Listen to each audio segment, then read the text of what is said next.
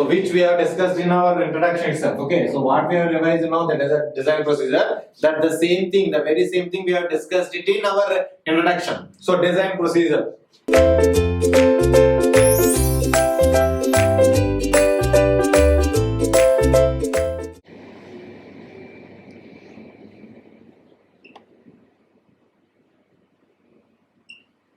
Design procedure of tension member.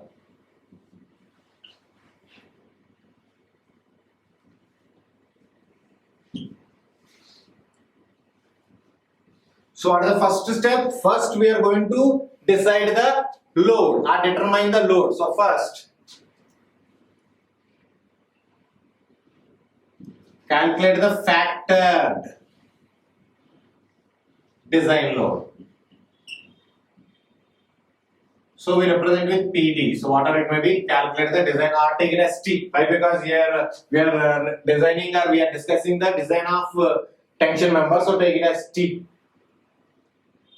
So this is the first step. What is the first step? Calculate the factor design load. So based on which code we are going to do it? IS 875. Agree? So based on IS 875, we are going to determine or calculate this factor design load. After that, step 2.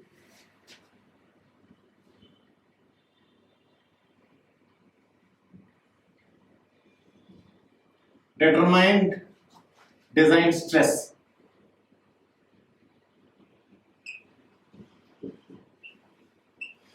Okay, based on which we are going to determine this design stress based on code IS 800. Okay, this is a limit state method, so we are going to follow IS 800 2007. So based on that, we are going to determine the design stress. After that, based on these two, load and design stress, calculate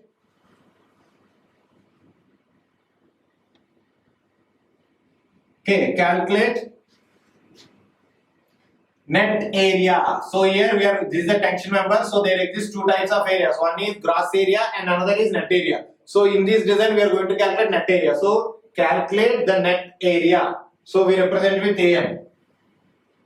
So the calculation of net area is different for plates and for other rolled steel members. So there exists again some case for plates.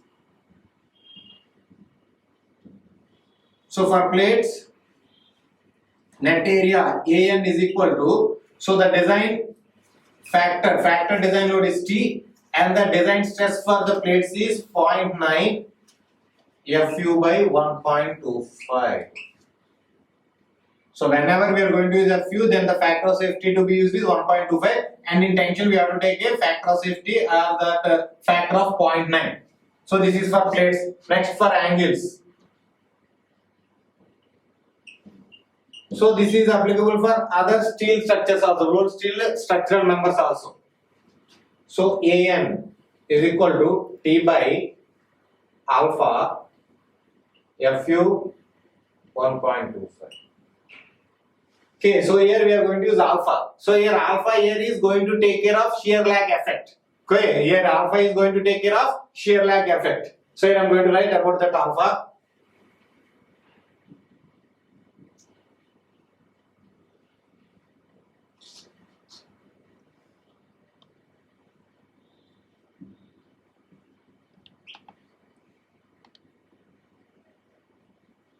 Shear lag and etc. Mainly shear lag. So now coming to this alpha, the code has given some values for alpha, standard values. So alpha is equal to 0.6 for number of bolts. So if we use the number of bolts, n is equal to less than or equal to 2, then alpha value is 0.6. It means we are, as I showed in the previous classes, the connection of angle to the gusset plate. So to connect the angle to the gusset plate, there we are going to use bolts. Agree or not? So if the number of bolts used is less than or equal to 2, then alpha value is, so n is the number of bolts. Okay, for the number of bolts is less than or equal to 2, then alpha value is 0.6. Okay, if it is, so alpha is 0.7. For n is equal to 3, it means the number of bolts used to connect that angle, okay, one leg of the angle to the gusset plate are 3, then alpha value is 0.7. It is equal to 0.8 if n is greater than or equal to 4. Agree? And again it is equal to 0.8 if we use weld.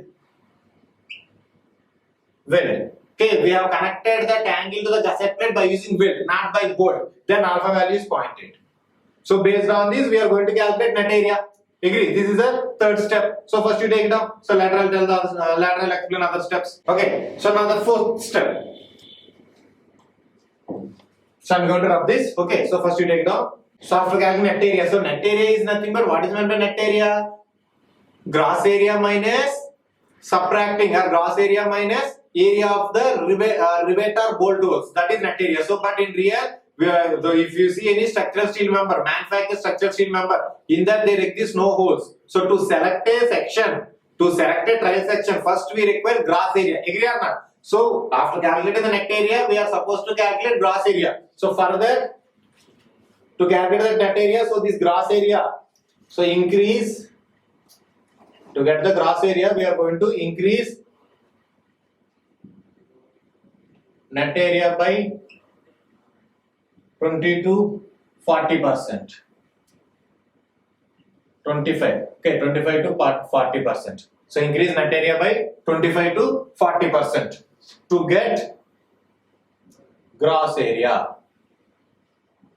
So this is what mentioned in the steel tables. Okay, steel tables, they mentions the gross area but not net area. Clear? So after calculating the net area, we are supposed to calculate the gross area. So how to calculate gross area? Increase this net area by 25 to 40%. So then we are going to get gross area. This gross area can also be calculated based on gross section yielding. So gross area is also calculated based on yielding.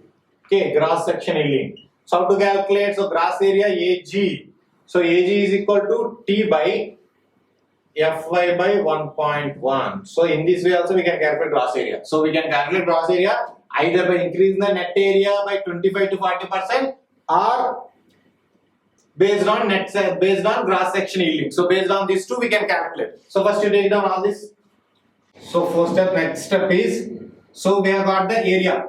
So actually this gross area is nothing but area required. So this much of area is required to take a load of factor design load of T. So to take a factor design load of T, this much of gross area, or you can say the required area. Gross area is also nothing but required area. So this much of area is required.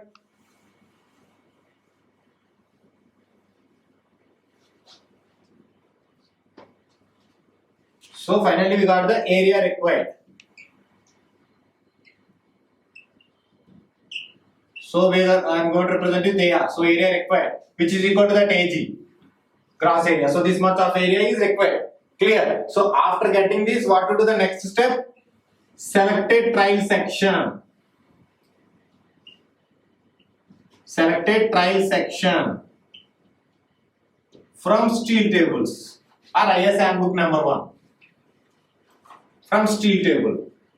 Okay, so after calculating the net area, required area, so first net area, after the gross area. So after calculating the required area, gross area, we have to take the steel table and we have to select a section such that the area of this selected trial section should be greater than that required area. Agree or not? So after selecting this, we have to provide area. Area provided